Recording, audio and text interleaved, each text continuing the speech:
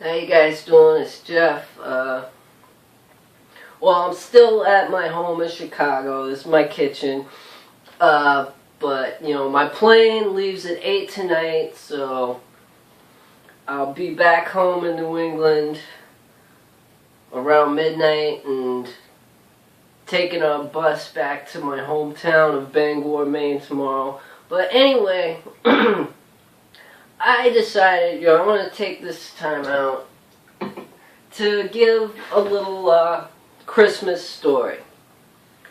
And this is like kind of a history of how,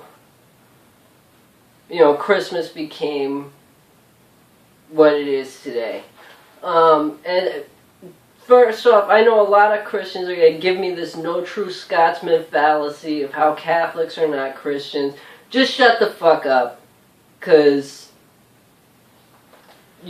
as far as forms of denominations of Christianity practiced today, Catholicism is the oldest one.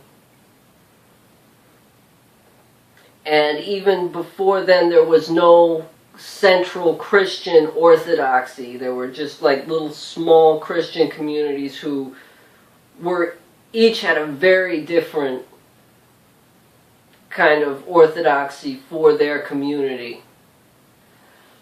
But that's a different history lesson. Anyway, this is directly from the Catholic Church. I mean, this is from what my father and aunt's Catholic education and the history lesson that they taught me about how all these pagan traditions were adapted into Christmas.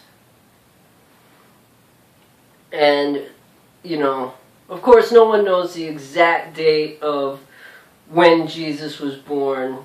I even question if he actually existed, but the story from the Catholic Church to the students, was that, first, of course, Constantine suggested to Christians in the Roman Empire and that they put this holiday, they moved their holiday of Jesus' birth to December 25th, which was Saturnalia, in order to avoid persecution, because, they would, the Roman citizens would be too busy celebrating their own holiday, which is the birth of the Roman god Saturn, which was the father of Jupiter, or in Greek Zeus, but they're the same god. Zeus and Jupiter are the same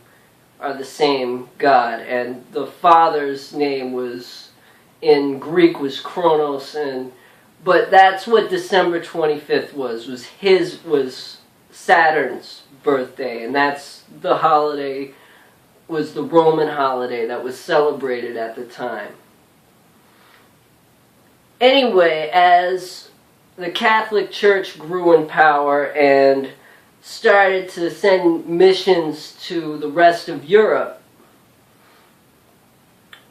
they just kind of took the idea that you catch more flies with honey and adapted these pagan traditions from different cultures throughout Europe, like the Norse, like Yule log, and all these other pagan traditions from different parts of Europe, and adapted them into Christmas, since these were around the same time. And this was a way of converting pagans to Christianity without forcing them to abandon their culture entirely. So it was one of their, less violent methods and less forceful methods of getting people to convert. In fact, if you really look at, you know, some of the Catholic saints and stuff, a lot of them are adaptations of old pagan gods because of, like, I guess the first missionary who tried to convert some Norse king was, like, he was unsuccessful. He was unsuccessful when the guy, you know, asked him if Odin would be in heaven. And the missionary said, well, no, Odin is a pagan god. He'd have to be in hell. And so the king said, well, then why'd I want to convert to Christianity if Odin's not in heaven? So, you know, like, later missionaries took an example, took a lesson from that, and was like, you know, in Ireland, like, there was one goddess he saw a statue of. It said, you know, that's Saint Catherine. She was a good Christian. If you know, if she knew she was being worshipped as a pagan goddess, she'd be offended. You know, she was, and so, like, a lot of saints, I mean, not all saints, I mean, some saints really existed, but a lot of saints were, you know, adapted from pagan gods who were deemed saints in a way of, you know, converting people in different cultures. It's like, it's psychology. Basically the idea was just to catch more flies with honey. So it was a way of converting people without